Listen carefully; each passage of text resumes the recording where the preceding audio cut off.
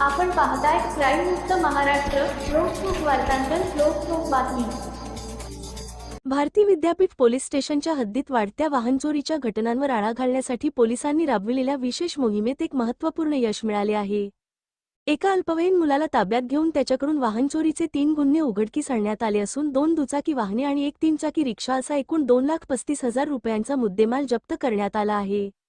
Bharati Vidyapeeth police स्टेशनचे वरिष्ठ police निरीक्षक मानसिंग पाटील यांच्या मार्गदर्शनाखाली तपास पथक वाहनचोरांचा शोध घेत होते. यावेळी पोलीस उपनिरीक्षक निलेश मोकाशी व त्यांच्या पथकाला खात्रीशीर माहिती मिळाली की एक अल्पवयीन मुलगा वंडर सिटी रोड परिसरातील मोकळ्या जागेत चोरीची रिक्षा व दुचाकी वाहने पार्क करून थांबला आहे. माहितीच्या आधारे पोलिसांनी वंडर सिटी रोडवरून सावंत विहारकडे जाणाऱ्या रस्त्यावर सापळा रचला. तेथे संशयित अल्पवयीन मुलगा एका रिक्षा आणि एका दुचाकीसह आढळून आला. पोलिसांनी त्याच्याकडे चौकशी केली असता त्याने आपल्या साथीदारांच्या मदतीने सदर वाहने चोरी केल्याची कबुली दिली.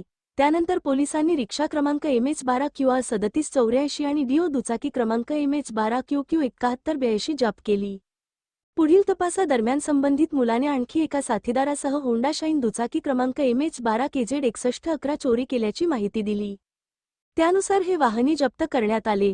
या कारवाईत भारती विद्यापीठ पोलीस स्टेशनमधील गुन्हा क्रमांक 318/2026, 319/2026 आणि 474/2025 हे भारतीय न्याय संहिता कलम 303(2) अन्वये दाखल असलेले वाहनचोरीचे 3 गुन्हे उघडकीस आले आहेत.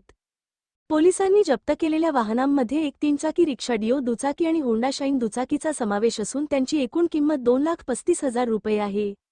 या कारवाईमुळे वाहनचोरीच्या आणखी काही घटनांचा उलगडा होण्याची शक्यता असून पोलिसांनी पुढील तपास सुरू ठेवला आहे. ही कारवाई पोलीस उपायुक्त मिलिंद मोहिते, सहाय्यक पोलीस आयुक्त राहुल आवारे यांच्या मार्गदर्शनाखाली वरिष्ठ पोलीस निरीक्षक मानसिंग पाटील, पोलीस निरीक्षक गुन्हे कैलास कोडक, पोलीस उपनिरीक्षक निलेश मोकाशी तसेच पोलीस अंमलदार मितेश चोरमोले, अभिनय चौधरी, सागर बोरगे, सचिन सरपाले, अवधूत जमदाडे, महेश बारवकर, मंगेश पवार, निलेश खैरमोडे, मंगेश गायकवाड, किरण साबळे, तुकाराम सुतार आणि संदीप आगळे यांच्या पथकाने पार पाडली.